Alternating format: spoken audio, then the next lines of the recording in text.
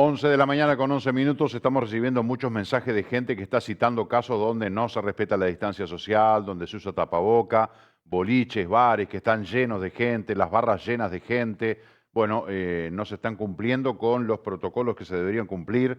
Es un hecho que se reitera y se sucede permanentemente. Hay un proyecto para modificar el artículo 224 del Código Penal que refiere al daño por violación de las disposiciones sanitarias y que dice: el que mediante violación de las disposiciones sanitarias dictadas y publicadas por la autoridad competente para impedir la introducción o propagación en el territorio nacional de enfermedades epidémicas o contagiosas de cualquier naturaleza, causare daño a la salud humana o animal, será castigado con 3 a 24 meses de prisión. Será circunstancia agravante especial de este delito si del hecho resultare un grave perjuicio a la economía nacional. El texto castiga a quienes generen un daño por violar las disposiciones sanitarias, mientras que el cambio propuesto busca castigar a los que generen un peligro. No es romper, es cuando ya estás generando un peligro. Esa es una de las diferencias sustanciales. La nueva redacción habla de cualquier persona que, en aras de evitar la introducción al país o propagación de una enfermedad epidémica o contagiosa que pusiere en peligro efectivo la salud humana o animal, que será castigado con la misma pena, de 3 a 24 meses. Y agrega la redacción actual: la aplicación del máximo de la pena referida anteriormente estará especialmente justificada cuando el hecho se suscitare declarada una emergencia sanitaria por las autoridades competentes. Bueno, esto es lo que decía y lo que dice el artículo 224 del Código Penal. El diputado del Partido Nacional, diputado electo por el departamento de Colonia, Mario Colman, fue el autor de esta iniciativa y queremos conversar más en profundidad con él. Diputado, buen día, ¿cómo le va? Gracias por atendernos.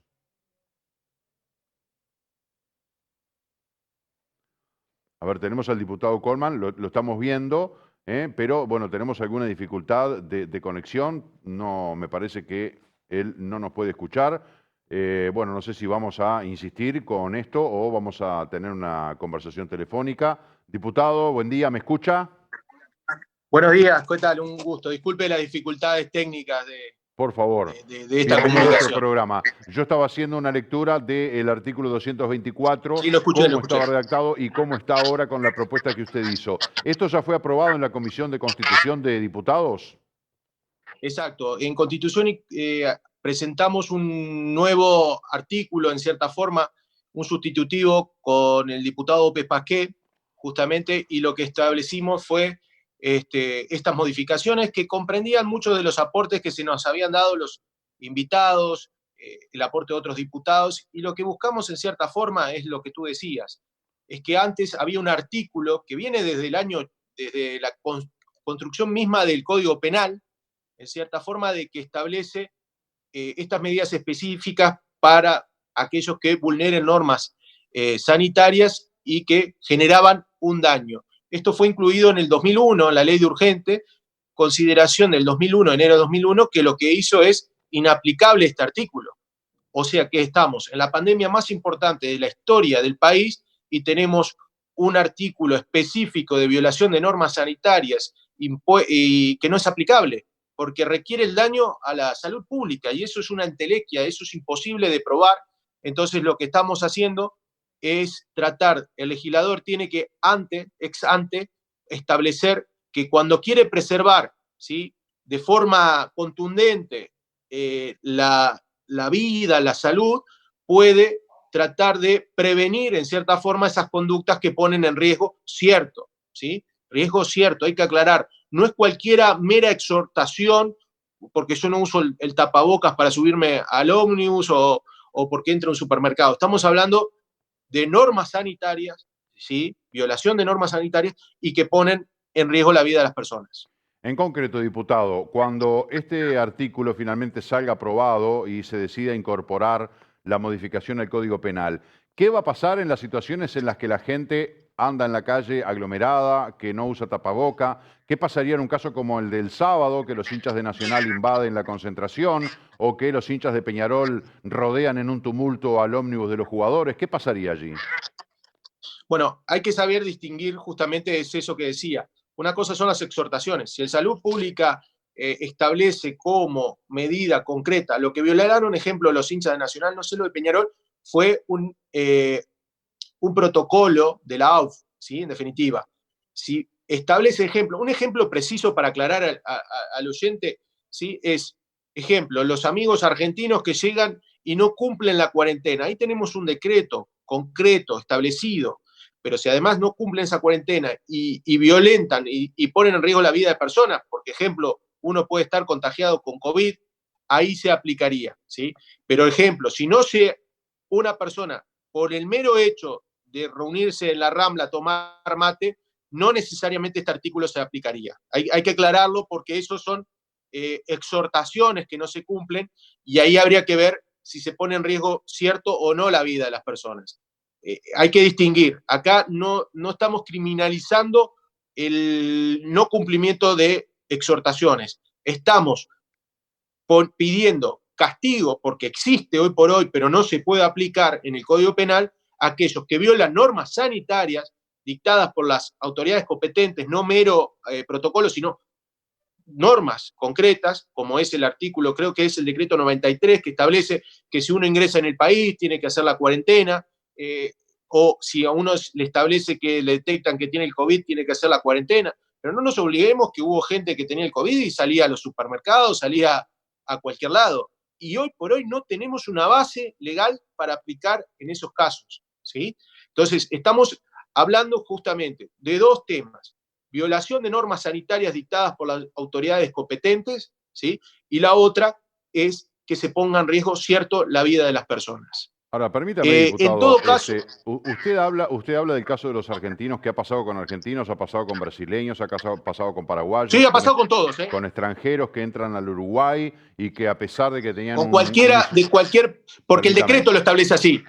por más que tuvieran un hisopado negativo, los tipos entran y resultan ser positivos acá. Han pasado casos realmente curiosos, pero yo leyendo la letra de este artículo 224, me parece que va mucho más allá de lo que usted dice, porque acá es meridianamente clara la redacción de este artículo. El que mediante violación de las disposiciones sanitarias, la autoridad sanitaria dispone evitar aglomeraciones y dispone el uso de tapaboca, quien en aras de evitar la introducción al país o propagación de una enfermedad epidémica contagiosa, pusiere en peligro efectivo la salud humana. Es decir, todos los que andan en la feria, todos los que andan en la Rambla, todos los que andan en la vuelta, sin tapaboca, sin distancia social, están comprendidos dentro de este artículo. ¿Por qué es solamente para el caso de que alguien tuviera COVID? O sea que No, vamos a seguir hay que con este distinguir. incumplimiento sin que pase nada. Básicamente, a ver, de vuelta, lo que ha hecho en esos casos del tapabocas son exhortaciones, ¿se entiende? No meramente dictados y publicados como corresponde. Si el ministerio quiere, ¿sí?, que este artículo 224 se aplique para esos casos, tendrá que darle la fuerza necesaria de medidas dictadas como corresponde, ¿se entiende? Pero mientras tanto, la mera exhortación a no reuniones de más de tantas personas y eso, en definitiva, acá lo que hay que establecer es que el Ministerio de Salud Pública tiene que ser claro con las normas que quiere que se apliquen, en definitiva. Hoy por hoy, la norma es clara, dice medidas sanitarias, ¿sí? Es una norma que establece que se le va a dar el contenido justamente que quiera Salud Pública en las situaciones que quieran realmente sean serias y quieran cumplir. Hoy por hoy, ¿sí?, tenemos exhortaciones por el tema del tapaboca, pero en sí medidas sanitarias dispuestas por las medidas competentes es el artículo, es el decreto 93 de marzo, que establece, ejemplo, que las personas que ingresan desde el exterior, de cualquier lugar, sobre todo zona de riesgo, tienen que cumplir cuarentena. Que aquellas personas que se le detectan COVID tienen que cumplir cuarentena. Aquellas personas que tienen contacto directo con aquellas personas que se le ha detectado el COVID tienen que hacer cuarentenas. Si el ministerio quiere darle fuerza, ¿sí?, al hecho de las conglomeraciones, o eso lo puede hacer también, ¿se entiende? Es la diferencia de una exhortación, de una medida dispuesta, ¿sí?, un decreto publicado, en definitiva. Diputado, el Ministerio de Salud Pública no legisla. El Ministerio de Salud Pública puede exhortar o puede pedir algún tipo de No, medida. reglamenta. Estamos Reglamenta, hablando no de legisla. reglamentos. Los que legislan son No ustedes. legisla. Por eso. Exacto, es así. Pero el ministerio no puede reglamentar Nosotros, algo que no existe como ley. es que no, a ver, es que no se requiere, son medidas sanitarias dictadas y el ministerio lo hace a través de decretos, en definitiva, ¿sí? Pero hay que ver la fuerza que tiene un decreto, como fue el decreto presidencial, ¿sí? Firmado por ministros y el presidente de la República, o si yo me pongo en la pantalla y le digo a usted, bueno, no haga esto, no haga lo otro, no lo haga Sí, lo sí, sí, otro, sí. ¿sí? Es Son la cosas delgada distintas. línea, hay una cuestión Bueno, acá, exhortada acá por el tiene que tener la gobierno. firma, porque estamos hablando de la aplicación del Código Penal. Esto tiene que ser serio. Tiene que estar la firma que diga, esto no se puede hacer, no se puede hacer, firma ministro, firma presidente, ¿sí? Es distinto a que si yo me pongo la cara y diga, en la cosa diga, muchachos, no vayan a la Rambla, muchachos, no vayan a este lado. Eso son exhortaciones, ¿sí? Acá tenemos que ser claros, tiene que estar el decreto establecido con lo que se prohíbe y ahí sí, si se viola ese decreto y se ponen en riesgo las personas, se puede aplicar. O sea que, vuelvo al principio y le formulo la pregunta de otra manera. La gente que anda en la calle sin respetar la distancia física y la gente que ande sin tapaboca va a seguir sin pasar nada más que el pedido y la exhortación. O sea, no hay ninguna forma de terminar con eso de una manera sancionatoria. La única forma sería no solo convertir en lo que pasó con Argentina, ¿sí? ¿Sabe lo que pasa? Estuvo sobre la mesa y lo discutimos con el resto de los legisladores, la posibilidad de que no sea un delito de peligro concreto, como es el riesgo cierto, sino solo por el hecho de violar normas sanitarias o exhortaciones, como sucede en Argentina. Argentina, ejemplo, la cuarentena obligatoria generalizada lo tiene a través de un decreto presidencial, ¿sí? El artículo 205 argentino establece que cualquiera que violente esa norma le da mérito a iniciar una acción penal. Pero ¿sabe qué pasa? Hay más de 200.000 acciones penales. Inabarcable, imposible. Entonces, acá, con el consenso de los que integrábamos la comisión, se entendía que era casi que imposible. Incluso sería contradictorio, en cierta forma, al camino emprendido por el propio gobierno de tratar de ir por el mero exhortación, ¿sí? Por el camino de la concientización. Acá lo que nosotros venimos a reforzar, sobre todo, es la libertad responsable, tratando de reforzar aquellos casos que ponen en riesgo la vida de las personas. ¿Por qué hay que poner un límite? ¿A dónde? ¿Sí? Podríamos pensar también, estuvo la posibilidad. Fiscalía de Corte remitió un proyecto en cierta forma, pero entendía que era casi inaplicable. Nosotros no podemos hacer normas que no podamos aplicar, como dijo el presidente, en cierta forma. Acá no solo es que no vaya con el tapaboca, es que pongan en riesgo cierto, ¿sí? Porque eso hay que medirlo también. Entonces, acá, de vuelta reitero, ¿puede ser una solución la que usted plantea? Podría ser una solución, ¿sí? Que cualquier incumplimiento de exhortación diera mérito a una medida, ¿sí?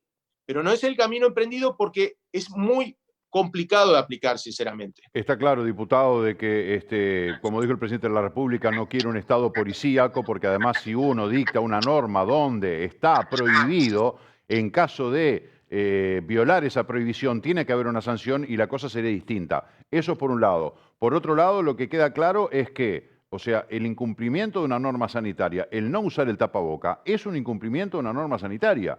El no respetar la distancia física es un incumplimiento, digo, axiomáticamente, no necesita ser demostrado. O sea, si yo me abrazo con 10 amigos, automáticamente estoy violando la disposición sanitaria. Pero nos queda claro de que en esos casos no va a pasar nada y va a seguir el llamado y la exhortación a la responsabilidad individual de cada uno de nosotros, y solamente va a haber algún tipo de sanción en caso de que alguien que sabía que tenía COVID-19 igualmente tuvo acción o actividad social, que es una irresponsabilidad flagrante, ¿no? Pero nosotros creíamos que con esta redacción nueva del artículo 224, justamente toda esta gente que había algo más de dónde agarrarse, digamos, para el cumplimiento de las sanciones, pero bueno, nos queda claro que no es así. Es que hoy por hoy ni siquiera había para establecer a aquellas personas que a sabiendas que Sí, tiene COVID sale y rompe la cuarentena. Estamos hablando que ni siquiera eso teníamos, sí, sí. ¿sí? Esto nosotros, en sí, el proyecto original establecía lo que usted decía, ¿sí? Esto lo presentamos en los primeros días, enseguida, el 20 de marzo, Ujú. pero bueno, para que fuera aprobado en la Constitución y Código, se le exigió que además tendría que tener el riesgo cierto que es lo que se le agrega, en cierta forma. Antes se hablaba solamente de cumplimiento de medidas sanitarias, pero bueno, fue parte del acuerdo para que se posibilitara la aprobación del mismo, si no necesariamente ni siquiera esto tendríamos. O sea, claro, ir por el camino del medio a la hora de Es concretar que si no, esto, si no, no que es tenemos los más de lo que consensos para votarlo, teníamos. ni siquiera. ¿Perdón?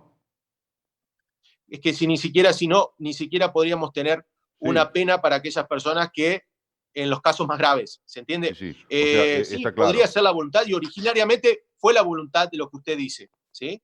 Pero la forma de conseguir los consensos para que por lo menos podamos aplicar sanciones a los casos de gravedad ha sido porque de lo contrario no tenemos ni siquiera eso. Sí, sin duda que tenemos más que antes, pero no sé, hay mucha gente que considera de que habría que hacer más. El tema es que el hacer más generamos otras condiciones. El hecho de decir, bueno, el que no use tapaboca podrá ir de 3 meses a 24 meses de prisión. Bueno, es una prohibición clara, pero ¿qué pasa? Vamos a empezar a llevar, tenemos que empezar a meter gente Y usted presa piensa que en lo los podemos lugares de aplicar a estudio, en todo los el mundo eso? hospitales, porque sería una barbaridad. El tema es que no vemos ninguna consecuencia para la persona irresponsable y que en definitiva el no usar tapaboca y el no mantener distancia física nos está poniendo en riesgo. Es una premisa que repite la autoridad sanitaria, los médicos, los científicos, que la clave, mientras no aparezca la vacuna, es la distancia física y el uso del tapaboca. Por lo tanto, son las únicas dos herramientas, o dos de las pocas herramientas, incluido el lavado de manos también, que tenemos para defendernos del COVID-19. Por lo tanto, si alguien no cumple con esa mínima defensa, debería ser llamado a responsabilidad. El tema es cómo instrumentar ese llamado a responsabilidad, dejando conformes a todas las partes, ¿no? Comprendo que es un tema complejo. Es complejo porque, a ver, yo puedo compartir con que hay que tratar de hacer responsable a cualquier irresponsabilidad. El tema es Exacto. que no solo las leyes hay que escribirlas, sino también ejecutarlas. Sí, Y sí, obviamente. sinceramente, ¿usted le parece? Yo estoy en este momento en la localidad de Carmelo. El sábado hubo alrededor de 1000 personas que se juntaron en la Rambla. Hubieron fiestas, hubieron disturbios. Eh, es un tema que estamos hablando acá y tratando de generar conciencia, tratando de exhortar, Sí, y sí, parece a veces como jóvenes pensamos que no nos pasa nada y claro. que tenemos el partido ganado y Mm, todo se soluciona y que no nos va a pasar nada, que puede tener un estado gripal, pero atrás de nosotros hay una familia, podemos matar a papá, mamá o al sí, abuelo, sí, en sí, sí. definitiva, y es así. Y creo que esto se repite en cada localidad de nuestros departamentos. Lo cierto es que, de vuelta, podríamos establecer ese camino que usted establece, que se llama un delito de peligro abstracto por el solo hecho de violentar cualquier medida sanitaria. El tema es después aplicarlo, ¿sí? Porque es muy complejo. Ha pasado y tenemos la demostración clara enfrente. Cruzando el charco, la Argentina, más allá que obviamente tiene medidas más estrictas por la situación que vive, el combate distinto, lo cierto es que se le ha sido casi inviable la aplicación del artículo 205 del Código Penal. Claro. Sí, sí. Está clarísimo. Entonces, hay que, realmente, sí es cierto, ¿soluciona todos los problemas? No, no lo soluciona, es cierto, no lo soluciona, pero por lo menos empieza a ser un camino de aquellos irresponsables en las situaciones más graves sean responsables, porque hoy por hoy, vuelvo a reiterar, no hay nada. El tema de que se le dice, un ejemplo clásico, de esa persona que tenía COVID y fueron al Banco República. Sinceramente, hoy por hoy le dijeron a la señora, vuélvase para su casa. Tenía que acreditarse que haya hecho un daño, tenía que acreditarse un daño a la salud pública, cosa que es imposible y quedó por la nada. O simplemente si la señora se negaba a ir, hubiera sido un delito de desacato, porque mientras tanto no había Claro, nada tampoco. claro. Sí, sí, sí, Entonces, sí. yo entiendo que no es la solución a todos los problemas, porque realmente es lo que dice usted. Hoy por hoy la gente se ha confiado, no ha ido demasiado bien y eso ha generado que se baje la guardia y es lo que estamos viviendo en todas las localidades, todas, ¿eh? Nadie creo que es la excepción. Pero lo cierto es que se puede poner muy difícil si no hacemos el esfuerzo de todos. El camino de la legislación penal podrá darnos herramientas, pero no va a solucionar todos los problemas hoy por hoy como están planteadas las cosas. Está clarísimo y me viene una reflexión que hemos hecho durante todo este tiempo con metáforas como que tenemos el sartén por el mango, no lo soltemos, esto depende de nosotros, tenemos la situación controlada solamente por nuestra actitud y da la sensación de que justamente esos resultados buenos de alguna manera que exhibimos respecto al coronavirus, en vez de hacernos reflexionar de que tenemos esta situación gracias a las autoridades, a las medidas que se han tomado, pero gracias a la responsabilidad de la gente, no valoramos eso y nos relajamos y, como dijo en algún momento el ministro del Interior, ¿no? Si aflojamos las hinchas se nos da vuelta el recado. Ya tuvimos algunos ejemplos con los focos de Rivera, de 33, lo que pasó en Montevideo, en Canelones, etcétera, y aún así no aprendemos. Diputado, a la luz de este proyecto, de esta modificación del decreto, se me ocurren varios casos que ya estarían bajo la órbita penal, ¿no? Se me ocurren aquellos 2 casos que entraron de Argentina, vinieron a Punta del Este.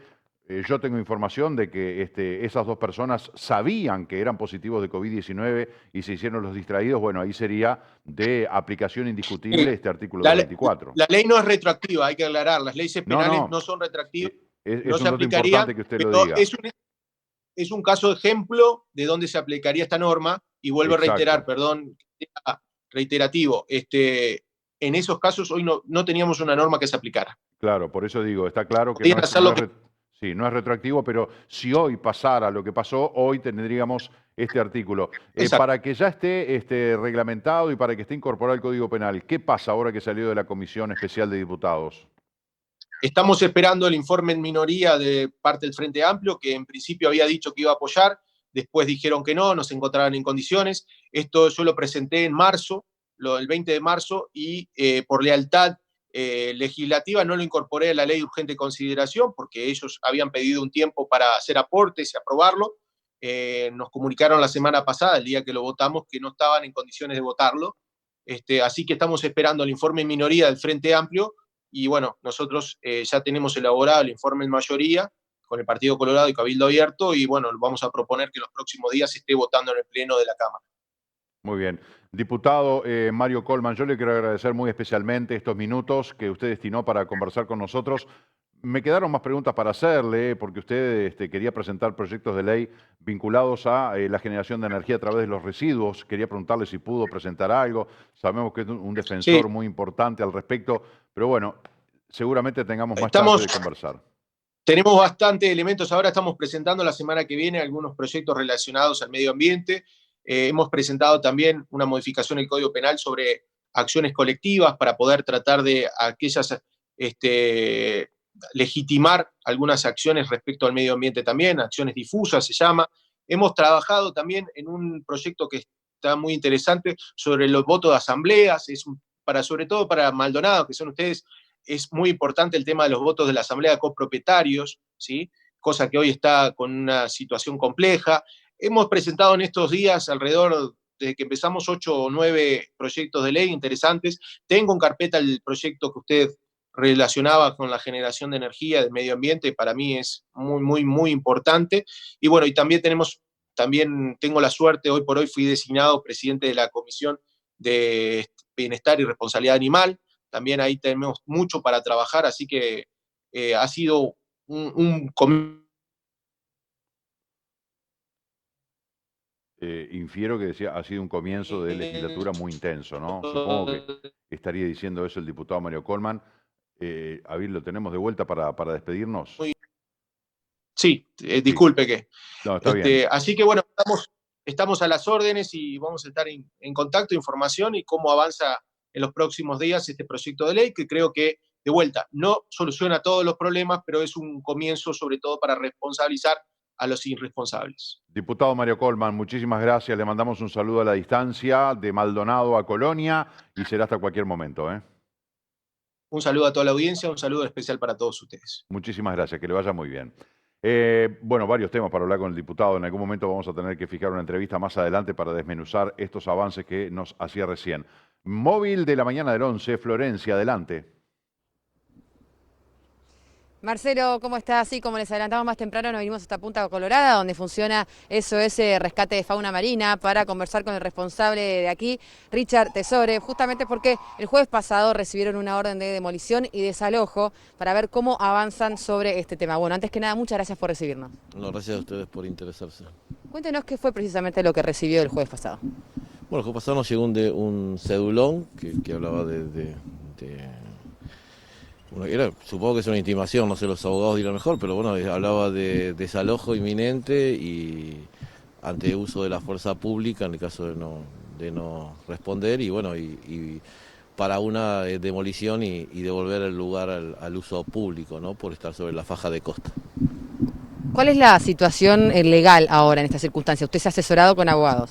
Sí, no, evidentemente, digo, también nos daban 10 días hábiles para responder la situación, y comenzamos inmediatamente, digo, los trámites legales, sobre todo porque veníamos conversando con la Intendencia y también con posibles candidatos, porque estamos en una época electoral, con posibles candidatos, distintas propuestas, y todas evidentemente eran propuestas favorables, digo, por lo menos si sin alguna podía ser no al permanecer en el lugar, pero sí eran propuestas favorables, pero la mayoría que teníamos eran de permanecer en el lugar, mejorarlo siempre, y si no, en algunos casos, bueno, era el traslado, digamos, pero no eran esos términos. Entonces, bueno, evidentemente que tomamos contacto con abogados, con gente amiga, y comenzamos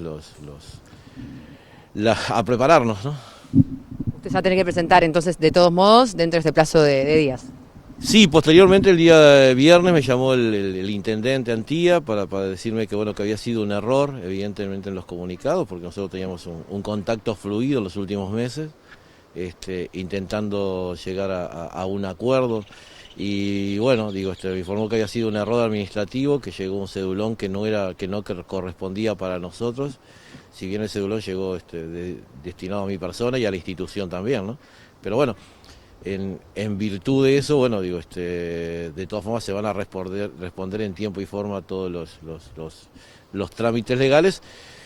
Pero bueno, lo que sí quiero agradecer es todo el apoyo que hemos tenido desde la parte política, sobre todo de casi todos los futuros candidatos a la intendencia, e incluso digo, el presidente se interesó en el tema, me mandó un mensaje, el ministro de Turismo también se interesó en el tema. Yo creo que esto es, después de 30 años de trabajo, creo que es un patrimonio, digamos. Somos pioneros en el tema marino. Creo que un país con un eslogan de lugar natural se merece apoyo en estos temas, y ni que hablar de un departamento como Maldonado, que depende del sol y la playa. Creo que proteger los océanos y nuestros mares tiene que ser un patrimonio que debemos protegerlos, sobre todo con las nuevas generaciones, que es con lo fundamentalmente que trabajamos nosotros, con los niños, con las escuelas, tratando de concientizar, pero sobre todo de generar un espacio hacia el mar, un país que vivimos de espalda al mar, y bueno, entrar a despertarnos, darnos cuenta que tenemos graves problemas de contaminación, graves problemas de sobreexplotación de los recursos marinos, y bueno, y que de eso depende una gran industria de Maldonado, que es el turismo, ¿no? Para contarle a la gente que no ha escuchado antes o que se está informando recién ahora, ¿en qué consiste, con qué trabaja SOS Rescate de Fauna Marina, y qué apoyo es el que recibe también, cómo se sustenta? Bueno, SOS es una ONG, una pequeña ONG que está ubicada en Punta Colorada, en un área que antes era un terreno privado, teníamos autorización de los dueños, pero bueno, después lentamente hubo juicios en los cuales hubo distintos dictámenes, y bueno, y el espacio quedó público. Entonces, ante eso, parte del espacio quedó público. Ante eso, bueno, lo que hemos hecho en estos últimos años es trabajar. Comenzamos como un centro de rescate, después nos dimos cuenta que básicamente el tema de concientizar y educar, la mayoría de las problemáticas con las que llegaban los animales eran problemáticas de acción humana, ¿no? Tanto cuando empezamos era problemas de contaminación por petróleo, después comenzamos con otras problemáticas, como ser contaminación por lo que puede ser aceite, todo lo que tiramos al mar, plásticos. En los últimos tiempos el tema del plástico ha sido fundamental. Y bueno, y es un lugar donde a partir de los 2 años llegan voluntarios a trabajar, a colaborar de distintas formas, de acuerdo a la edad, pero creo que esa es una forma de concientizar, de involucrar y de sensibilizar, sobre todo sobre los temas marinos, ¿no? ¿Y cómo se sustenta hoy en día la organización? La estabilidad tenemos socios, que no son muchos, cobramos una entrada a los visitantes, sobre todo al turista. Las escuelas públicas no se les cobra, pero bueno, pero sí a los visitantes se les cobra, y con eso intentamos financiarlos, y después tenemos empresas que colaboran también, ¿no? ¿Y cómo eso nos pasa a seguir entonces ahora a partir de esta intimación, digamos? Usted ha asesorado, como mencionaba recién, legalmente. ¿Qué es lo que espera? También mencionó la posibilidad de trasladarse a otra sede. ¿Cómo hace una proyección, digamos, de aquí en adelante para lo que respecta? Porque también vemos que tiene muchos, ¿no?, animales aquí en los que trabaja y también necesita su atención. No, lo primero fundamental son los animales, sin lugar a dudas. Después, bueno, evidentemente que se va a seguir los cursos legales. Quiero agradecer a la princesa Leticia Darenberg, que nos puso su equipo de abogados a la orden, que es la madrina de la institución. Y bueno, veremos. Yo supongo que este legajo que llegó, este cedulón que llegó en forma incorrecta, debería llegar otro anulándolo. Por las dudas, sabemos que tenemos 10 días hábiles para contestar. Vamos a cumplir con todas las pautas, y lo que pasa también que ocurrió en un fin de semana, o sea que no hemos tenido contacto con nadie de la Intendencia aún, porque supongo que bueno, el tema del fin de semana también paraliza todo lo que es público, ¿no? En cuanto a autoridades, ¿usted ha recibido alguna atención, alguna colaboración, digamos, más allá del tratamiento, digamos, con los animales? Porque nos pasó justo la semana pasada que encontramos un lobito en la calle, en la playa, que había quedado con las rocas, y al llamar a la prefectura, uno te dicen directamente que se contacte con las organizaciones que trabajan con los animales. Entonces, digo, si desde las autoridades te transportan, ¿no?, te hacen comunicarte con ustedes, con las organizaciones, ¿ustedes cómo se manejan en esas circunstancias? Bueno, nosotros estamos cumpliendo 30 años, desde hace 30 años el apoyo que hemos recibido del gobierno es ese: cuando alguien llama, pasan el teléfono sin tener ningún tipo de convenio, sin ningún tipo de arreglo. Entonces yo creo que más allá de eso hay un convenio ahí hecho tácito en todos estos años, y una responsabilidad. Sí, apoyo moral siempre hemos tenido mucho. Ahora, digo, eso nunca se trasladó a lo económico, e incluso hemos tenido varios temporales que nos han destruido. Hemos pasado por todos los gobiernos, y puedo decir claramente que, o sea, digo, en el año 2005, que tuvimos una destrucción de casi un 80-90% de las estaciones, si bien vinieron las autoridades se interesaron, no recibimos un clavo. Entonces, la reconstrucción en esos casos nos llevó 2 años. En el 2016 nos pasó lo mismo. Tuvimos la destrucción, los temporales nos pegaron, y pasó lo mismo, demoramos 2 años en reconstruir el lugar. O sea que siempre es con el esfuerzo de la gente, de la comunidad, básicamente, ¿no? ¿Y cómo trabajan ustedes con la organización una vez que llega un animal, ya sea herido, contaminado, o simplemente que ha quedado solo perdido? Bueno, tenemos gente a lo largo de toda la costa, tenemos lugares donde la gente puede llevar los animales, porque el tema del traslado sin presupuesto también es un tema complicado. Hoy por hoy las redes nos permiten tener un grupo de gente amiga, voluntaria, que la mayoría tienen un conocimiento básico de cómo manejar un animal. Y bueno, y después se intenta el traslado. A veces no es fácil porque nos llegan animales desde Colonia, ayer nos llamaban desde Berlín, en el río Uruguay, por un elefante marino. Entonces a veces desde el Chuy también, digo, hay animales que llegaron, que los que están acá, que llegaron desde el Chuy. Entonces el tema de los costos de traslado, y sobre todo el tiempo también que lleva ir a buscar un animal, se complica bastante. Pero bueno, intentamos hacer lo que podemos. Ahora nos están consultando hace como 15 días desde Argentina. Están apareciendo muchos lobos finos uruguayos en la zona de Entre Ríos, Gualeguaychú, y estamos asesorando instituciones como Tecomimbá, que es un santuario que está recibiendo, y le estamos asesorando en las técnicas para rehabilitarlo. O sea que cubrimos una amplia zona, sin recursos evidentemente, pero bueno, con ganas, ¿no? ¿Cómo puede hacer la gente que esté interesada en colaborar con esta organización? Bueno, nuestro teléfono es 094-330795, y si no, por las redes. Rescate de Fauna Marina, estamos en Instagram, estamos en Facebook también, y si no, el 094-330795 es el teléfono de cabecera. Estamos en Punta Colorada. Hoy por hoy no invitamos a la gente a que venga a conocer el lugar, porque seguimos todavía con una situación ahí de cumpliendo la cuarentena hasta que se solucione un poquito más el tema sanitario, ¿verdad? Muchísimas gracias por su tiempo. No, gracias a ustedes, a las órdenes. Bueno, Marcelo, desde aquí, rodeada de pingüinitos y lobitos, la verdad que se acercan, es impresionante cómo uno se va moviendo y se te van acercando de curiosos, ¿no? Así que seguimos, mira, hablan y todo, participan, querían salir en el móvil. Florencia, Sí. quería que le preguntaras a Richard Tesore porque ha habido una movida entre la gente muy importante para firmar en contra del desalojo y demolición de SOS Rescate de Fauna Marina. Ya se han recolectado, creo que anda en el eje de las 125.000 firmas. Más allá de que haya un malentendido y que el intendente lo llamó a Richard Tesori y le dijo que no, como él dice, hay que esperar un contradocumento para inhabilitar pero ¿qué piensa Richard de esa cantidad de voluntades que se han sumado a respaldarlo a él y qué va a pasar con esas firmas? Me preguntan, Marcelo, desde Piso, qué pasa con las firmas que se están recolectando, si han llegado a la cantidad que esperaban y cómo se procede sobre este tema. Hola Marcelo, buenos días.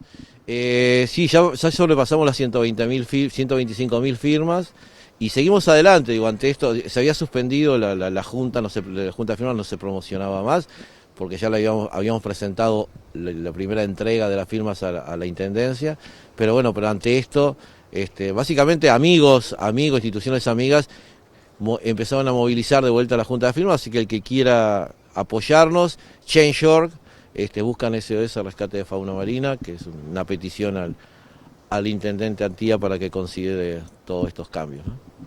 Muchas gracias. Entonces invitamos a la gente que quiera acercarse. Gracias y las órdenes. Ahora sí, Marcelo, nos veremos a encontrar más adelante desde aquí, de Punta Colorada. Muy bien, gracias Florencia. El saludo para Richard Tesore y para quienes lo ayudan, mucha gente voluntaria que le da una mano en este lugar que, como decía él, empezamos con el tema de los pingüinos empetrolados. Yo recuerdo por allá, a principios de la década del 90, que Richard Tesore era uno de los pocos que se dedicaba al salvataje de básicamente pingüinos que aparecían empetrolados por los derrames de crudo o por las pérdidas de aceite de las embarcaciones. O sea, cuando las papas queman, Richard, pero después, ¿no? Como que le sacamos el banco para que se reviente todo, pero el hombre es de los pocos que se dedican a sol y a sombra, mañana, tarde y noche, invierno y verano, todos los años, a recibir los animales, a responder a los llamados de la gente cuando aparecen animales en la costa, etcétera, etcétera. Me parece que hay que rescatar, recordar y ser intelectualmente honestos con una persona que tanto ha dado por el medio ambiente en nuestro departamento. Nos vamos a la pausa, ya volvemos.